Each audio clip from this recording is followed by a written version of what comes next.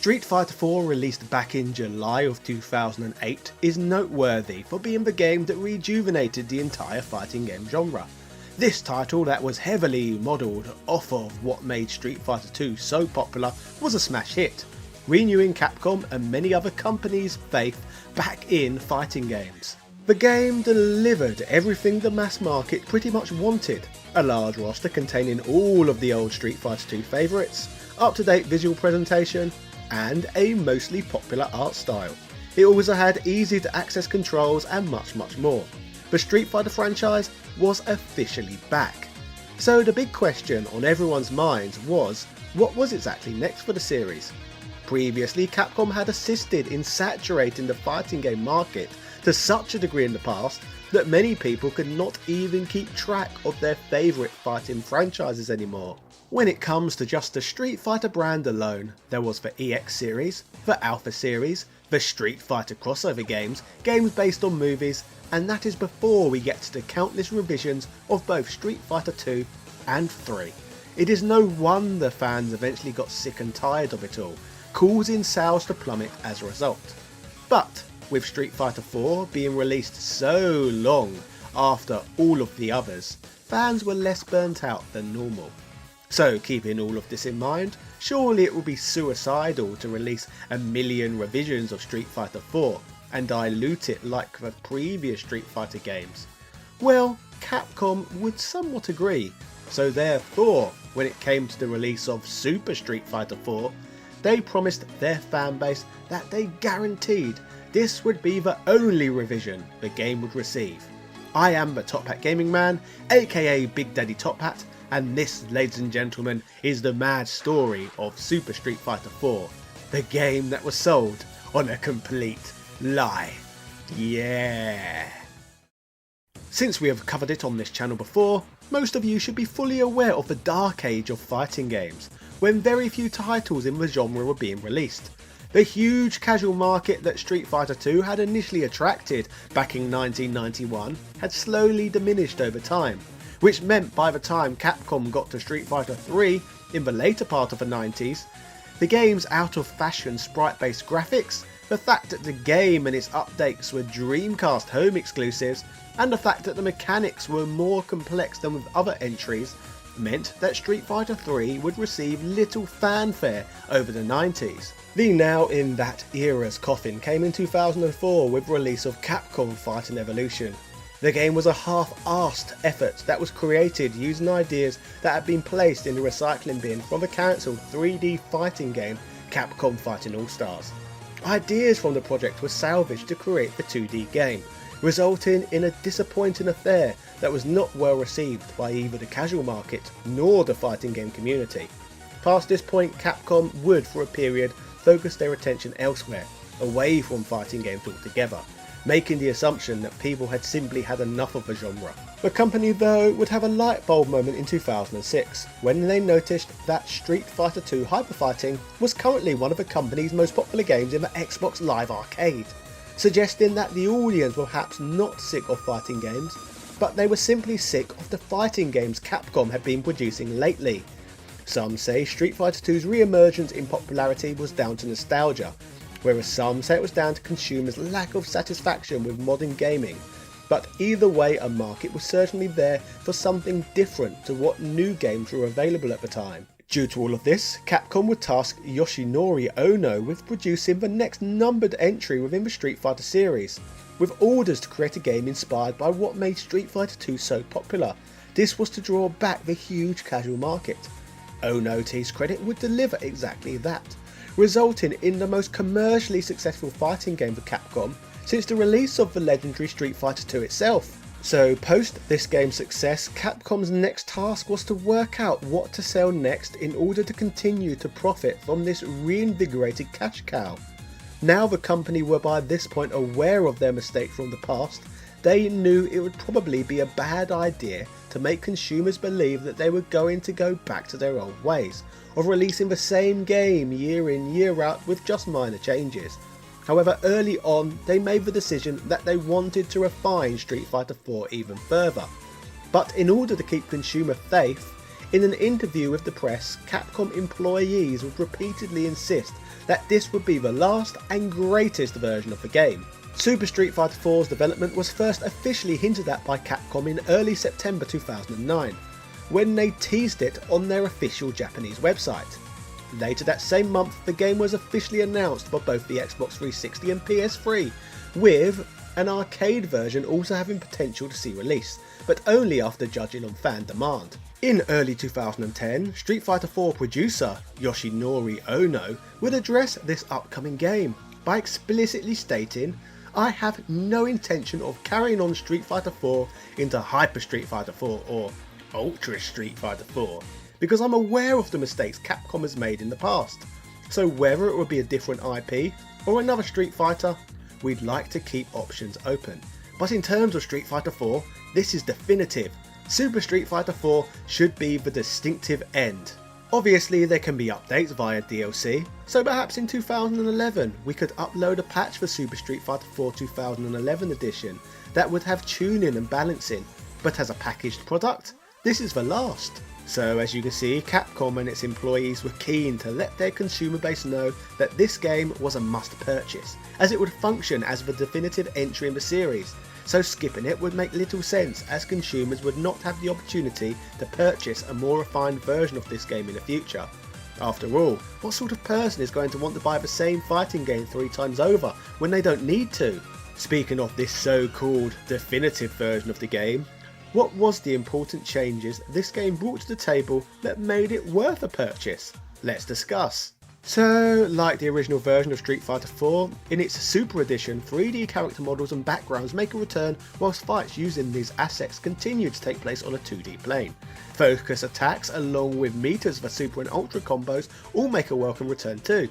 In this version, each character has at least 2 Ultra combos each though, however only one can be selected at a time, in a similar system to the use of super arts within Street Fighter 3.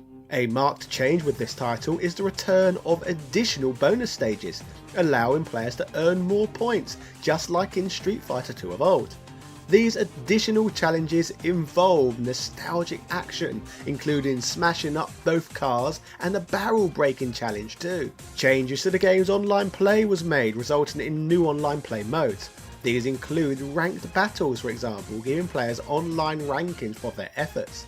The game also features Team Battle, where you can have up to 4 players per team battle against another group. There is also Endless Battle, where the winner plays against a rotating group of up to 8 players. Further to this, to replace Street Fighter 4's Championship mode, Tournament allows players to compete in a small single elimination bracket.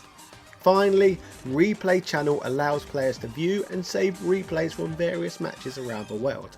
It's all very nice. When it comes to releasing new editions of Street Fighter games, perhaps the most intriguing changes relate to roster updates.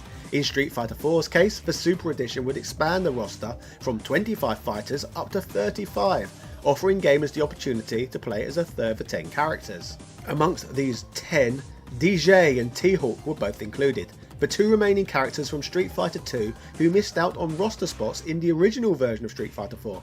Apparently they were intended to be in the first edition, but were later cut due to time constraints. Cody and Guy from Final Fight joined the fray again for the first time since the Alpha series, along with Aiden from Street Fighter from 1987, who had also appeared in the Alpha games earlier. From the world of Street Fighter 3, Ibuki and Makoto make their 4th debut, along with my personal favourite Street Fighter 3 character, Dudley. On top of these 8 fighters, the final 2 to mention are brand new to the franchise altogether. Firstly, we have Hakan, a Turkish oil wrestler who hilariously seeks to prove that Turkish oil wrestling is the greatest fighting style on earth. Because absolutely, it is the greatest fighting style on earth. Ooh. The other new fighter the game introduced is Yuri, a young South Korean female taekwondo fighter who works for Seth's organisation, the Shadaloo Intimidation Network, aka SIN. Yuri has an energy boosting device implanted inside her left eye called the Feng Shui Engine, which provides her with the time warping abilities. On top of all the new fighters and online play modes, the game also offers a few new stage backdrops in order to give the game a fresh coat of paint, offering beautiful sights such as a solar eclipse over an African savanna, or a Metro City stage featuring Final Fight characters in the background, and many more. I think though that just about rounds up the most key changes between Super Street Fighter 4 and the original edition, but let's see what journalists had to say on the matter. IGN's verdict would be that even if it doesn't have the same kind revitalising effect on the genre as its predecessor, Super Street Fighter 4 is an easy recommendation. It's the superior version of one of the best fighting games around, offering a huge cast of 35 characters along with a far more developed online suite compared to the original version. The gameplay is fast, fun and easy to dig into, and deep enough so that you're always discovering new ways to chain combos and improve your skills. Whether you're a franchise veteran or a total newcomer, you can't go wrong with Super Street Fighter 4. GameSpot would love this game too, summarising with Super Street Fighter 4 stands tall on the broad shoulders of its predecessor. Its large and diverse character roster, balance tweaks and comprehensive online play reaffirm its place as one of the best fighters of this generation, and it's a worthy upgrade even if you own last year's version. The results are improvements in every aspect of the game, making this a must-have for series fans and internet brawlers. Across the board response to Super Street Fighter 4 would be overwhelmingly positive, and the majority of publications believe that this game was indeed worth paying out for. Super Street Fighter 4 literally built and expanded on the quality experience Street Fighter 4 had previously delivered, so most people were happy all round with the existence of this game. In fact, the game was received positively enough that Capcom would fulfill at least one promise, and that was to release the game in the arcade if there was enough demand. The arcade version instantly brings into question though whether the home version that was announced previously was in fact the ultimate version of the game, as twin brothers Yun and Yang from Street Fighter 3 would be added to this version, along with Evil Ryu and Oni as hidden bosses. This version of the game would also end up receiving a frickin' home release too. To further bring into question with regards to whether Super Street Fighter 4 was the final edition of Street Fighter 4, on top of Super Street Fighter 4 Arcade Edition, Super Street Fighter 4 3D Edition would be announced at E3 2010. This version of the game featured as a 3DS launch game, so was obviously a port they created to run on much more limited hardware than the likes of the Xbox 360 and PS3, so it would be difficult to claim that this version is better than what came before it, although it did include a lot of new features to be fair, which we'll cover in depth in an episode of Handhelds Around the World down the line. Now, if the arcade version and 3D version were not enough to bring into question whether Capcom were telling the truth with regards to whether Super Street Fighter 4 would be the final version of the game, this was 100% proven to be a lie in 2014, when Capcom released Ultra Street Fighter 4, yet another version of Street Fighter 4.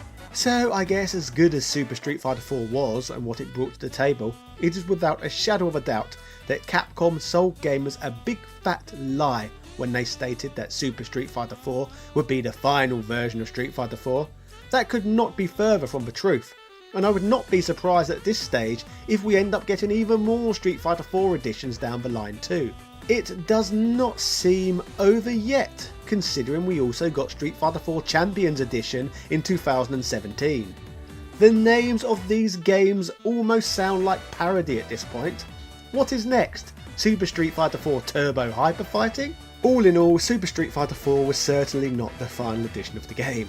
We were all lied to, and Capcom were quickly back to their old ways that they had established back in the 90s. The big question now though is when will they oversaturate the Street Fighter brand again? Only time will tell I guess, but people certainly do not seem to be as positive about Street Fighter V's updates as they were about the ones applied to 4. But that's a whole topic for another time. Overall though, that was the mad story of Super Street Fighter 4, the game that was sold to us on a lie. Let me know in the comments section what you thought of today's video, and which fighting games you would like to hear me cover in the future. Be sure to like, subscribe and hit the notification bell to ensure you never miss an upload. Finally, these videos are possible due to the fantastic people who back this channel over on Patreon. You are the ones who allow me to work on this channel full time and entertain tens of thousands of people. Your generosity is appreciated to no end, so I really hope you enjoy the additional incentives such as early access in which you receive. In regards to these people, huge shoutouts go out to Sebastian Velez, Carl Johnson, Heo Paula Lopez, Joseph Rasmick, Doug Perkins, A Murder of Crows, Ego, Alethea Swanson, Angel Light 85, Asobi Kwang DX, Aswell Rarakai, Brian Barry, Camber Ramber 82, Carlos Domingos, Computer Man, Daniel Daly, ECU Professor, Evan Balder, Gary Pinkett, Glennie Glenn, House of a Ted, Dropkin Varela, Jordan Durant, Keith Ferguson, Matthew Robinson, Michael Calix, Nick Daniels, Philip Manf, Prince Knight, Princess Zana, Rowan Dinched, Spuzz McBee, Timothy W. Haskins II, TOG Driver, Synth Spaces, Adam Castin, Adrian Hannington, Ardis Reinsberg, Andrew Bazansky, Andrew Pearson, Angry Little SOB, Antonio Rodriguez, Bernard NG, Bubba Kitty, Calagny, Chris Fisk, Chris Margarine, Chris Cool, Craig Jenkins, Crazy Old Dan Barlow Jr., Dan Van Dam, David Bale, Gregory Smoragiewicz, Hans Christian, Instant Gratification Monkey, Ivan M, James Bishop, James McDonald, JB, Jazzy Tay, Joel, John Bates, Casey Wright, Langston Miller, Lewis Viant, Luke Canava, Marco Soto, Marvin Araliga, Master Jinx, Matthew Rindle, Mean Machine, Dean, Michael Hall, Mike Bruno, Noob, Paul Elliott, Posty XL, Punky Dooster, Retroverse.com, Richard Duke Stewart, Rick67, Ron Studd, Sarah Powell, Sarai, H. Al Sarai, Stephen Lewis, Time Lord Soundwave, Tom Elliott, Lamink Renee, Wazzo Jugs, Zai. I love you more than chocolate. Yes, I do.